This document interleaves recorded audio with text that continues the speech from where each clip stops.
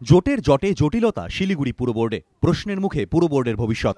শিলিগুড়ি পুরসভার চেয়ারম্যান পদে নান্টু পালের পুনর্নির্বাচন ঘিরে ফের জটিলতা। পুরসভার চেয়ারম্যান নান্টু পাল কংগ্রেস থেকে তৃণমূলে যোগ দেওয়ায় আগেই তৈরি হয় সংকট।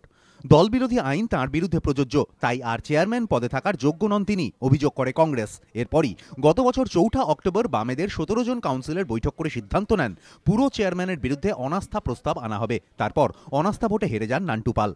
বুধবার ফের চেয়ারম্যান পদে নান্টু পালকে দাঁড় করায় তৃণমূল। নির্বাচন বয়কট করে সিপিএম ও কংগ্রেস। ফলে একতরফা তৃণমূল কাউন্সিলরদের ভোটে চেয়ারম্যান পদে জিতে যান তিনি। তার এই জয় বেআইনি বলে দাবি মেয়র গঙ্গোত্রী দত্তের। তৃণমূলের ডেপুটি মেয়র রঞ্জন শীল শর্মা ও ৪ মেয়রিন কাউন্সিল সম্বলিত কাউন্সিল ভেঙে দেওয়ার সিদ্ধান্ত নেন তিনি। আমি আজকে আমার ডেপুটি মেয়র সহ যে সমস্ত মেয়রিন কাউন্সিলকে যে সমস্ত দায়িত্ব দেওয়া ছিল, আমি এই সমস্ত তাদের অ্যাসাইনমেন্টগুলো বাতিল করে দিলাম।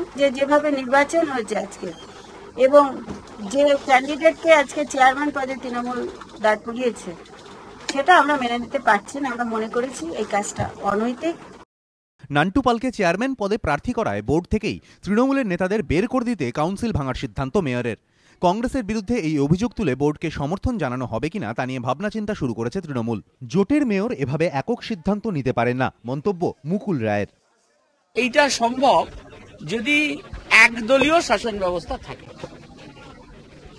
এই বোর্ডটা আমাদের সমর্থনের ওপর চলছে, সুতরাং মেয়র একতরফা এরকম ভাবে সিদ্ধান্ত নিতে পারেন না। আমাদের বোর্ডের থেকে বেরিয়ে আসা বা বেরিয়ে না আসা, আমি বলেছি আমরা একটা খুব গুরুত্বপূর্ণ আমাদের কাউন্সিলররা সিদ্ধান্ত নিয়েছে, সেটার সাথে আজকের ভোটের কোনো সম্পর্ক নেই। এই নির্বাচনকে বেআইনি বলে আদালতে যাওয়ার কথা জানিয়েছে সিপিএম। অবশ্য সিপিএম ও কংগ্রেসের দাবিকে উড়িয়ে দিয়েছেন নান্টু পাল। যে মিটিং এর কোরাম ফেল করে গেছে, সেখানে পরিষ্কার বলাই আছে যে মিটিং ইজ ইনভ্যালিড, সেক্ষেত্রে মিটিং হতে পারে না। সেই জন্য আমরা কখনোই এটা মান্যতা দেই না, একেবারেই অসাংবিধানিক, বেআইনি। 100% ভোট হয় তাহলে বুথের স্থগিত হতে পারে, কিন্তু নির্বাচনে কত কম পার্সেন্ট ভোট পেলে সেখানে বাতিল হবে এটা কোথাও বলা নেই। আসলে নির্বাচনটা ওরা ভয় পেয়ে যেই বানচাল করেছে। শিলিগুড়ি পুরসভায় ৪৭টি আসনের মধ্যে নান্টু পালকে নিয়ে তৃণমূলের শক্তি ১৫ আর কংগ্রেসের ১৪, বামেদের দখলে ১৭। এই অবস্থায় জটিল অঙ্কের মুখে দাঁড়িয়ে শিলিগুড়ি পুরসভা।